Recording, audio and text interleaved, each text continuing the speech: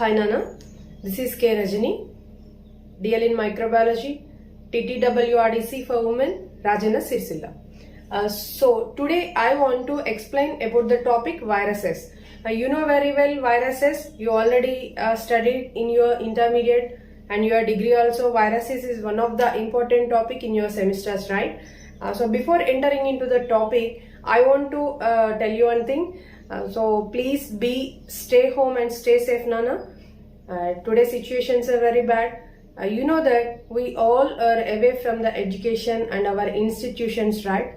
Not only students, but everything was changed because of a single thing. What is that? Coronavirus. It changed everything, and daily lakhs of people are dying due to this disease all over the world. So please be safe and stay home, Nana, and compulsory use the mask when you go out. Okay, and okay, coming to the point, viruses. I will tell you some names of viruses or diseases. Okay, for example, Zika virus, Ebola virus, chikungunya virus or chikungunya disease, dengue, smallpox. Okay, and can you tell me some other polio virus? All these are viral diseases which are caused by the viruses. So these viruses are very harmful to the human beings, but in another case they are used to cure the diseases caused by the bacteria also. So today we are going to know about the definition of viruses and discovery and history of them and morphology of the viruses. So first, coming to the definition, what is the virus? The word virus is derived from the Latin, means poison. The word virus is derived from the Latin, means poison, and the virus is defined as it is a very small infectious agent. It is a very small infectious agent. For the first time, the word virus is coined by the scientist Louis Pasteur, and the same word was recoined by the scientist Martinus Beijering. Martinus Beijering. Once again, I am telling you, for the first time, the word virus coined by the scientist Louis Pasteur, and the same name was recoined by the scientist Martinus Beijering. Virus means an infectious agent. Okay, and next thing, discovery of viruses. You know that in ancient times, before the 19th century, people believed that some diseases, not only some, most of the diseases are caused because of the curse of the god. So they used to pray some idols like Shitala, Mata Shitala Devi, and they used to follow some rituals whenever they affected with the disease. Particularly, we have to mention that smallpox disease. Okay, so they felt that diseases are caused by the curse of the god. But after the 19th century, or in the end of the 19th century, in 1884, a scientist named as Chamberlain, introduced a porcelain filter. He introduced a porcelain filter, which helped to discover the viruses. How the porcelain filter helped to discover the virus? Let us know. After the discovery of porcelain filter in 1886, Adolf Meyer stated that the tobacco mosaic disease is transmittable from one plant to another plant. At that time, tobacco mosaic disease, even though they don't know that name right at that time, but I am telling you for the sake of convenience. So this he told that the disease of the tobacco plant leaf, it is transmittable from one plant to another plant. After a few experiments, he stated that it is transmittable. So after the statement of Adolf Meyer that this disease is transmittable from one plant to another plant, in 1892, a scientist named Dmitry Alvanovsky, he stated that this tobacco mosaic disease causing agent is very small and it is infectious. He stated that it is a small infectious agent. It is a small infectious agent. So he did an experiment. It is nothing but he used to take the sap of the infected tobacco plant leaf. He took the infected tobacco plant leaf and its sap is filtered through the porcelain chamber. As I told you earlier, the porcelain chamber do not allow even bacteria also. It filters the bacteria also. It has such minute pores.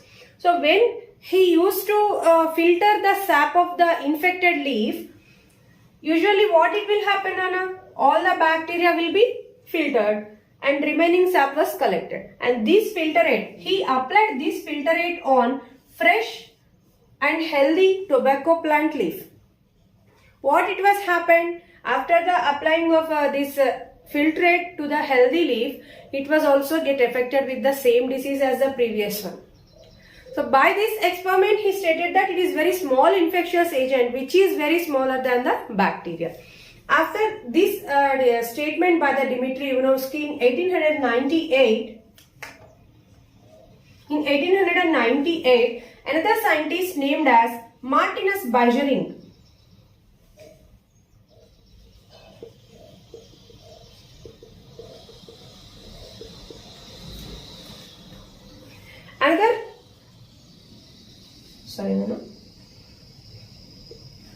Another scientist named as Martinus Bergering, what he did means he also performed the same experiments as Dmitry Ivanovsky, and he stated that the causative agent of tobacco mosaic disease is the contagium vivum fluidum.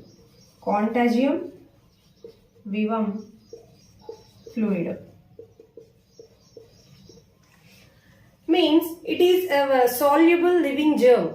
He stated that it is a soluble living germ. And he also recoined the term virus. And he also given the name to the virus causing the tobacco mosaic disease as tobacco mosaic virus, TMV virus.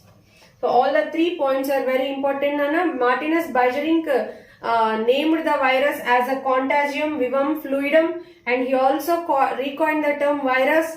And he also named the causative agent of the tobacco mosaic disease as a TMV, tobacco mosaic virus. So he is called as the father of virology. He is called as the father of virology, and for his works he got Nobel Prize also.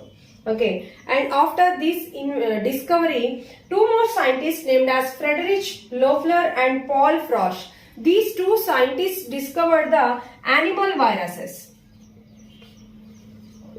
They discovered animal virus named as aptoviruses. This aptovirus is the causative agent of foot and mouth disease. No? So after the Friedrich Loeffler and Paul Frosch discovery, another scientist named as Frederick Twart. So he discovered the bacteriophages. Bacteriophages means the viruses which infect the bacteria, they are called as the bacteriophages. So what is this Frederick Twart and D. Herrli phenomena? So they used to perform many experiments, Nana. So after those experiments, they concluded that the infectious agent of the bacteria, means the agent which is causing the lysis of the bacterial culture, is able to transform even through the porcelain filters, and they will present only in the bacterial cell. They do not survive without the bacterial cell. So they stated this phenomena, and it is called as the Twart and D. Herrli phenomena. So they experimented by inoculating virus infected substance into the another bacterial colony. There also they find the same lysis process. So through these series of experiments, they stated that the infectious agent of the bacterial lysis is survived within the bacterial cells only, and it is only the bacteriophage. Okay, and after these discoveries, in 1931 the electron microscope was invented by Knoll and Rusko. You know very well that. So after the invention of electron microscope in 1935, W.M. Stanley, a scientist named as W.M. Stanley, for the first time crystallized the TMV virus. He first time crystallized the TMV virus. You have to note down this, Nona. For the first time, a virus is crystallized by the scientist W.M. Stanley, and he told that they are the crystallizable crystal particles, and he also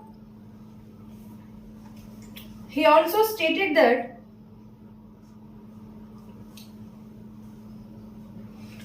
these viruses are.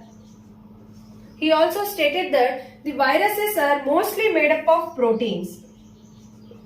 These are mostly made up of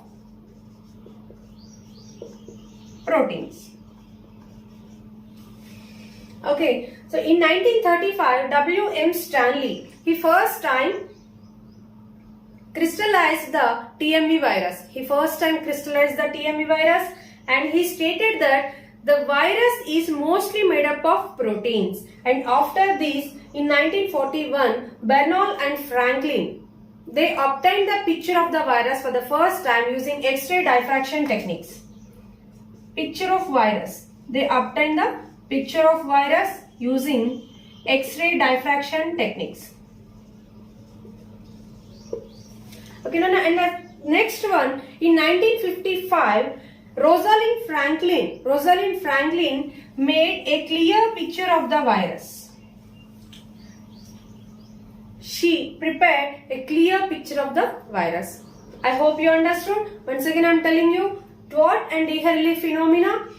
They stated that the bacteriophages, those infectious agents, will survive only in the bacterial cells. And in 1931, after the invention of Knoll and Rusko, the electron microscope, in 1935, W.M. Stanley, he crystallized the TMV virus for the first time, and that TMV virus, after the crystallization of that virus, he stated that the virus is mostly made up of proteins only. And in 1941, Bernal and Franklin, they prepared the picture of virus, they obtained the picture of virus by the X-ray diffraction techniques. And in 1955, Rosalind Franklin prepared the full image of the virus. So this is the discovery of viruses. Later, so many scientists discovered so many viruses in the mid of the 20th century. And all this is about the discovery and history of the viruses. So the next topic is origin of viruses. So how the viruses are evolved.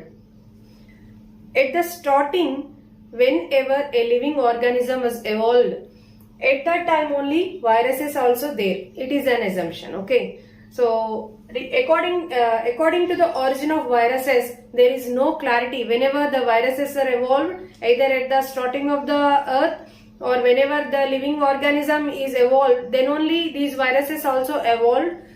Somebody told that. But there are three important theories are there regarding the origin of viruses. They are the regressive theory, cellular origin theory, and co-evolution theory. Regressive theory, it is also known as degenerative theory.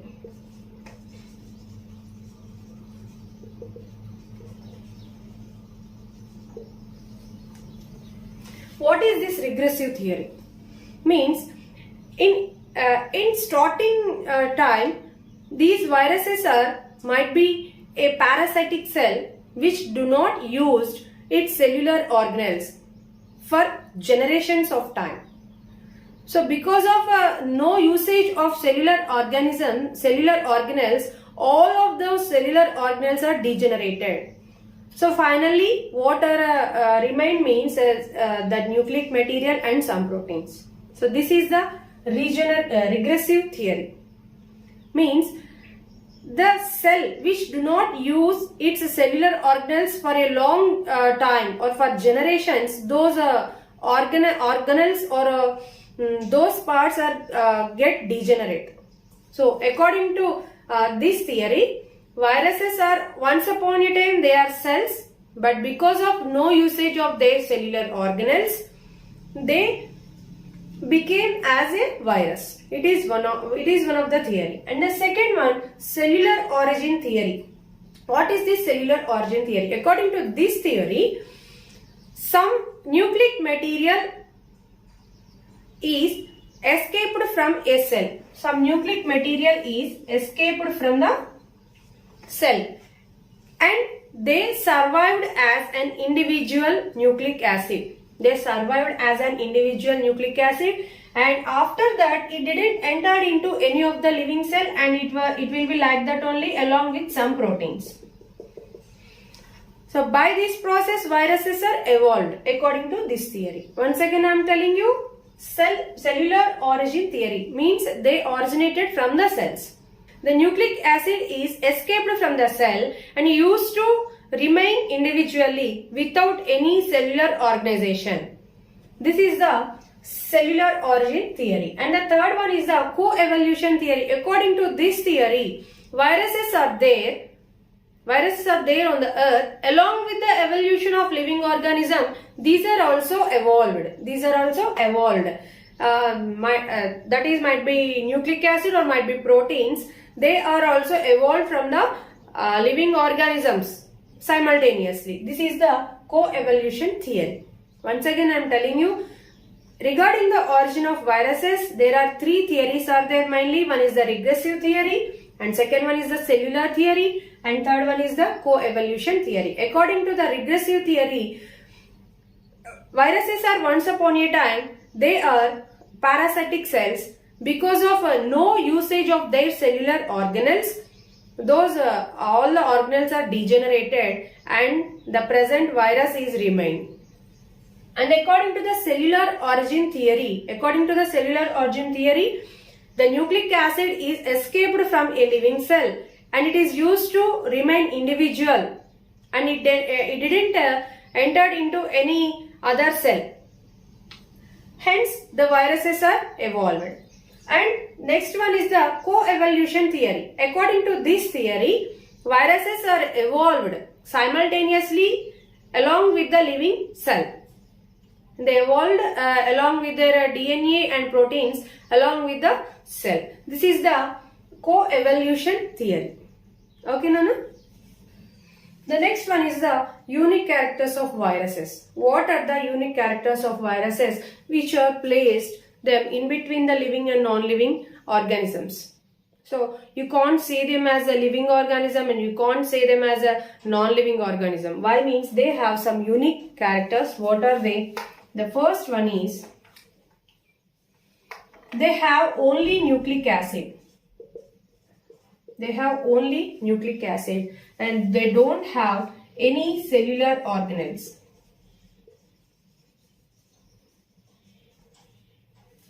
And the second character, they don't perform any metabolism individually, or by itself it cannot perform any metabolism. And the third one, it cannot replicate itself. It cannot replicate itself.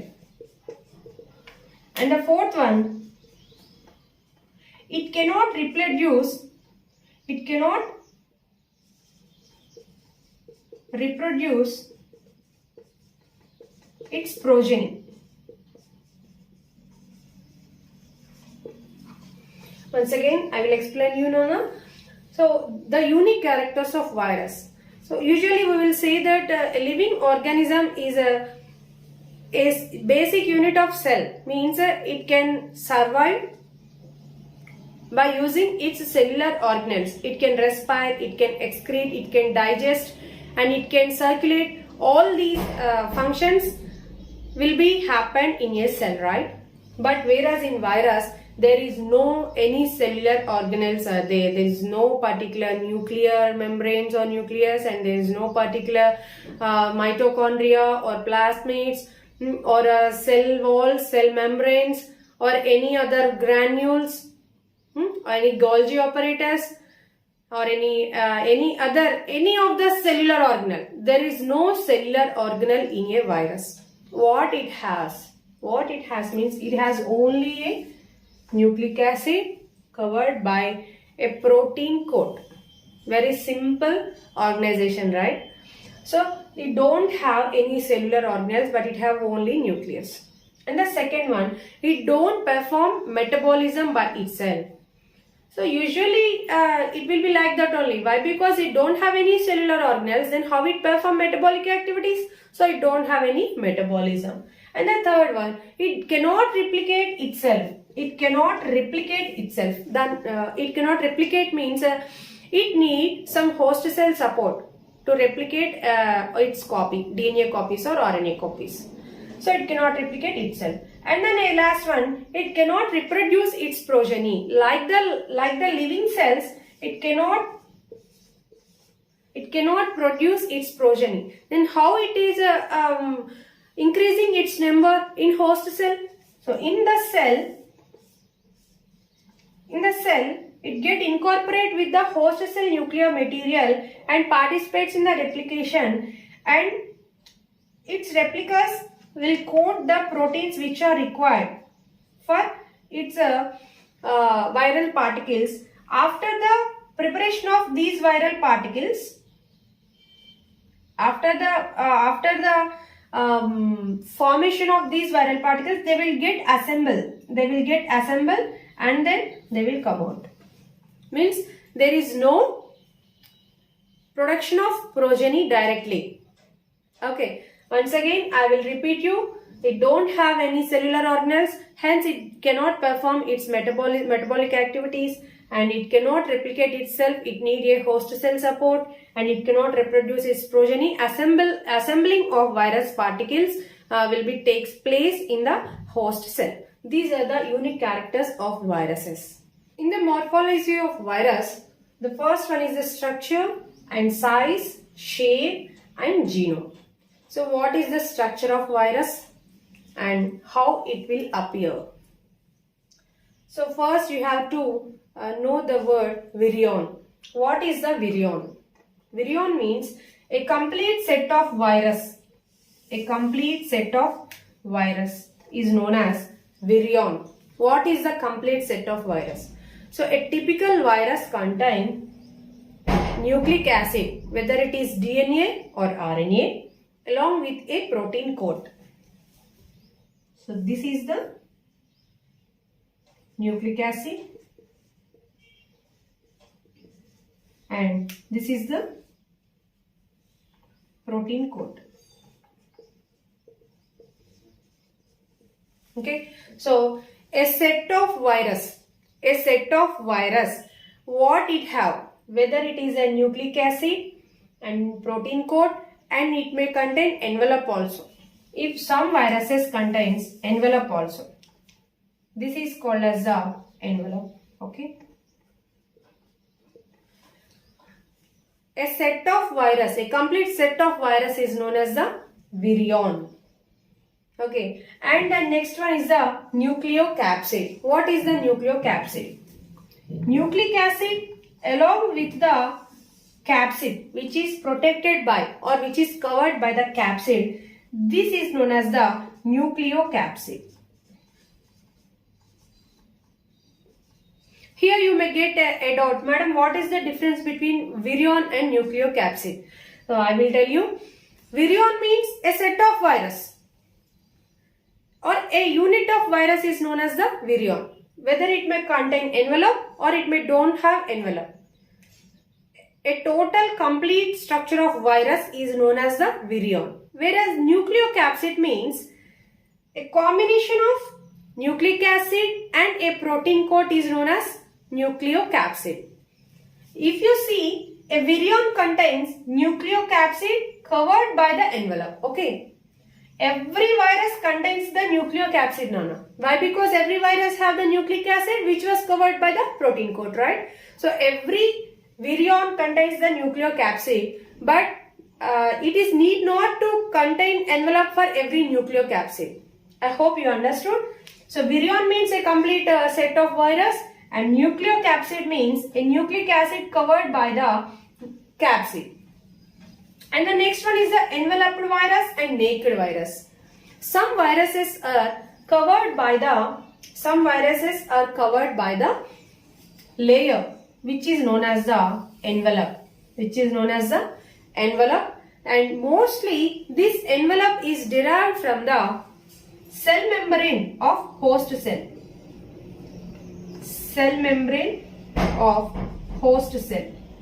Cell membrane or nuclear membrane of the host cell. This envelope is derived from the cell membrane or nuclear membrane of the host cell. In some cases, this envelope is derived from the virus genome only.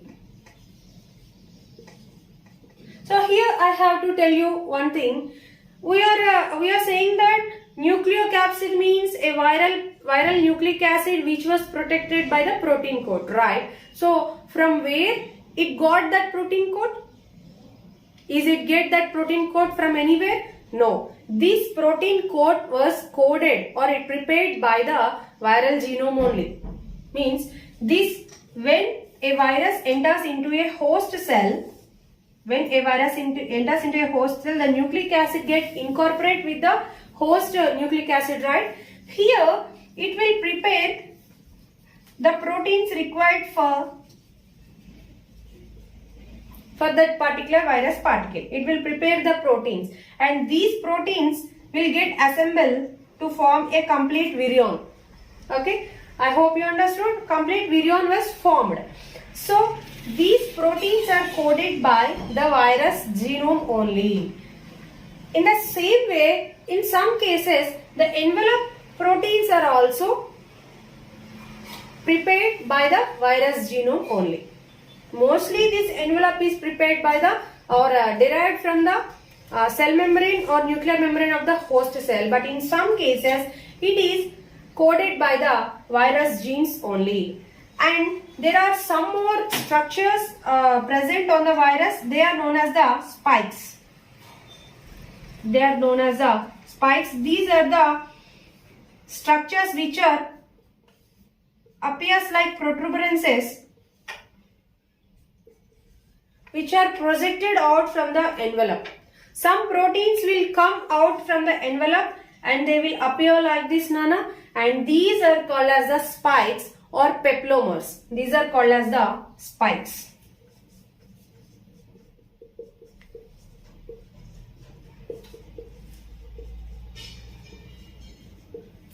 These are called as the spikes.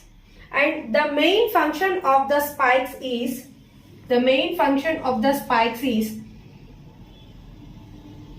they used to attach to the host cell surface.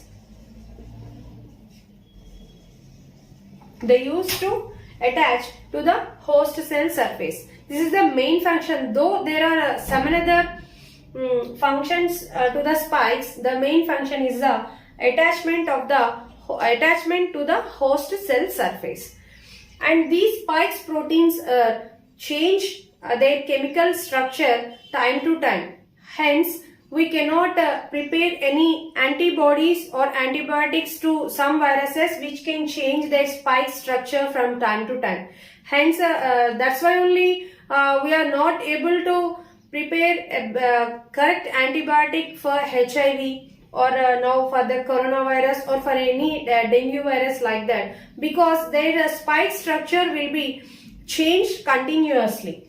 Okay, and it is also a unique character to identify a particular virus. No two viruses don't possess a same spike structure. The spike structure will be changed for every viruses. Okay, Nona? So, and the next one is the naked virus. What is this naked virus? It is very simple. The virus which don't have envelope, they are known as the naked viruses, and virus which have a outer layer which covers the nucleocapsid, that is known as the envelope. Once again I will explain you. Envelope is a outer layer which covers the nucleocapsid. This layer is mostly derived from the host cell membrane or nuclear membrane, and rarely this envelope is also coated by the virus genome. Okay, and they have some structures. They are called as the spikes, which are look like protuberances from the envelope, and these spikes are also called as peplomers. They are mainly used for attachment of the virus to the host cell surface. These spikes are made up of neuraminidase or like that proteins. These spikes are made up of some proteins which are helpful for the virus.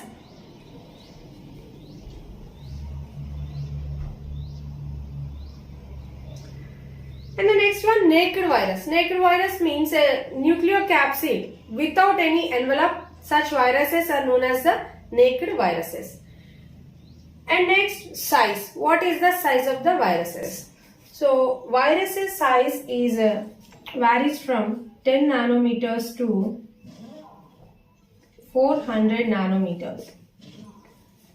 Virus size is varies from 10 nanometers to 400 nanometers. The smallest virus examples are MS2 virus having 27 nanometers in diameter, and porcine circovirus type 1, it have the size 17 nanometers in diameter, and the largest virus is megavirus. It has the size 440 nanometers, and pox virus is 400 nanometers. Mama virus or Mimi virus, they have 390 nanometers in diameter. And the smallest virus is just larger than the ribosome. Such a very small it is. And the largest viruses are mostly they have the size of a small bacteria. And largest virus can be seen with light microscope. Generally, we say that viruses can be seen with electron microscope only. But the exception is the largest viruses are able to see under the light microscope also. And the next one, and very important one, is the shape of the viruses. What is the importance of shape of virus? The shape of virus is determined by the capsid shape or the arrangement of capsomeres in the capsid. Come, let us go. The shape of viruses. The capsid structure mostly determines the shape of virus. What is this capsid? So we have to know about this capsid some more deeply. Capsid. It is a protein coat. So the name itself has the meaning. The capsid made up of proteins. So the proteins, some proteins are assembled to form a capsid. A capsid contains proteins. These are called as the protomers. Some protomers assemble to form a capsomere or capsomer. And some such capsomers are assembled to form a capsid. Once again, I am telling you, Nana, capsid is made up of capsomers, and each capsomer is an assemble of protomers. Protomers are nothing but protein molecules. Some protein molecules gather to form a capsomer, and some such capsomers are arranged in a shape and formed a coat-like or a cover-like structure. It is known as the capsid. Capsid, capsid, capsomer, and protomer. Okay. So, depends upon the symmetry of this capsid, virus shapes are determined. There are three main types of symmetries are there. One is the helical symmetry and icosahedral symmetry, and the third one is the complex symmetry. First one is the helical symmetry. What is the helical symmetry? So the name itself has the meaning helical. The capsomers are arranged in a helical manner. Capsomers are arranged in a helical manner.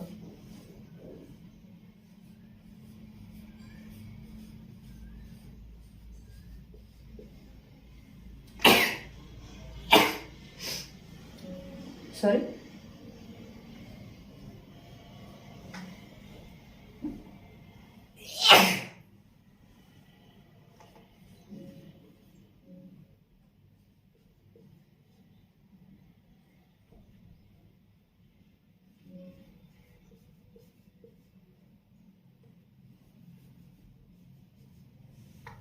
like this. Capsomers are arranged in a helical manner, and the space formed by this helical shape is occupied by the viral nucleic acid or viral genome. And the length of this capsid is determined by the two factors. One is the capsomer, or a protomer. One is the protomer,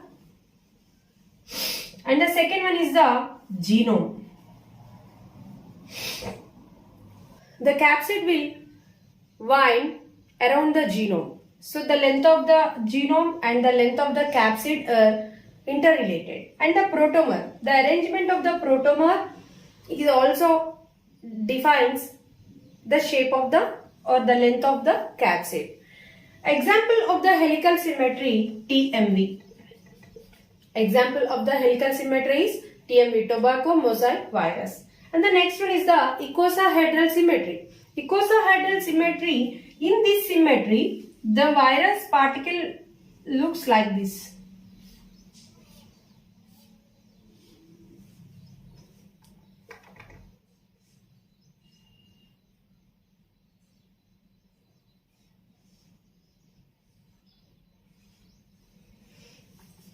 So I am not able to draw a 3D picture, right? So it has 20 triangles and 12 vertices.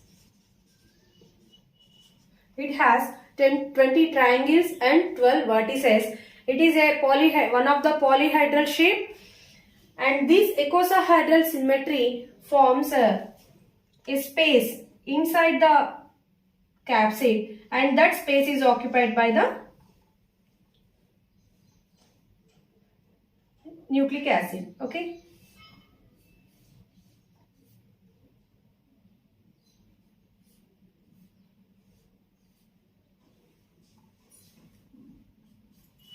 Capsomers are two types, pentamers and hexamers. Pentamers are seen at the vertices and hexamers seen at the line of the triangles or edge of the triangles. And the best example for the icosahedral symmetry is adenovirus. And the next one is the complex symmetry.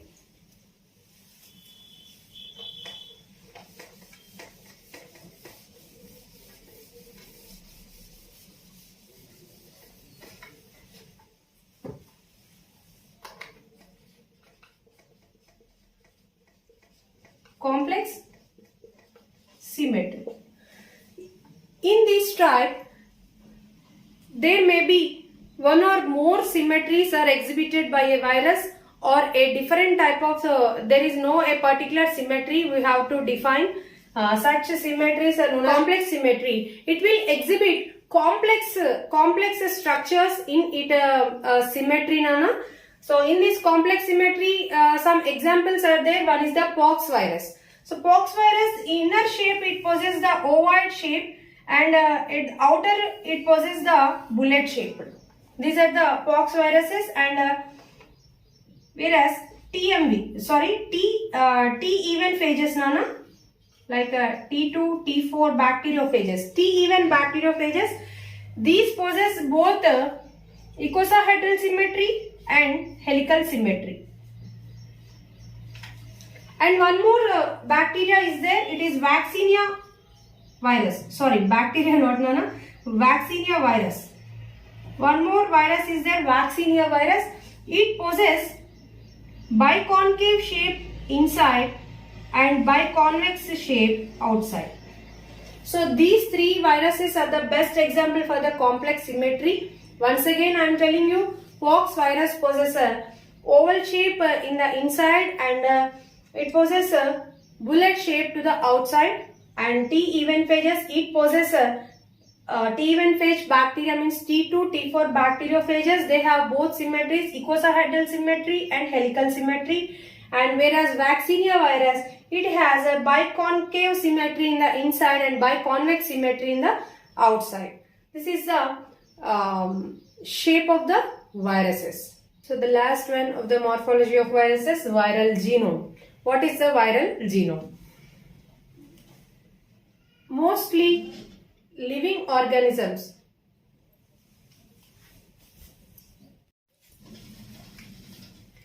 So the last item of the morphology of a virus, it is the viral genome. You know that all living cells contain double-stranded DNA, right? All the living cells contains double-stranded DNA. But if you see the viruses, they possess totally 4 types of nucleic acids. What are they? Double-stranded DNA. Next, single-stranded DNA.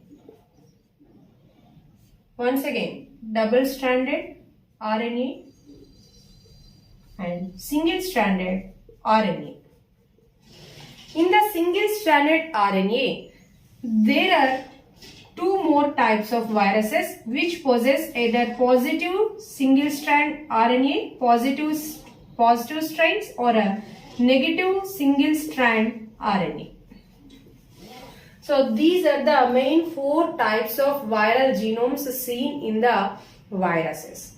And sometimes we may see this type also under the single-stranded RNA. And the small genome, what is the size of genome? Size of the genome may vary. If you see the small genome contain only 4000 nucleotides, which is enough for making 3 or 4 proteins only. And some large genome contains 1.2 into 10 to the power of 6 nucleotides. I mean, it's a very large genome which is generally found in mimiviruses. And what is the shape of that viral genome? So they may seen in circular or linear shape. The viral genome may appear in circular or linear shape. Some viruses are there which changes its genome shape. For example, E. coli phage lambda. This virus genome will be in a circular shape in outside the host, and when it enters into the host cell, it becomes as linear. I hope you understood, Nana. Once again, I will tell you. Viral genome.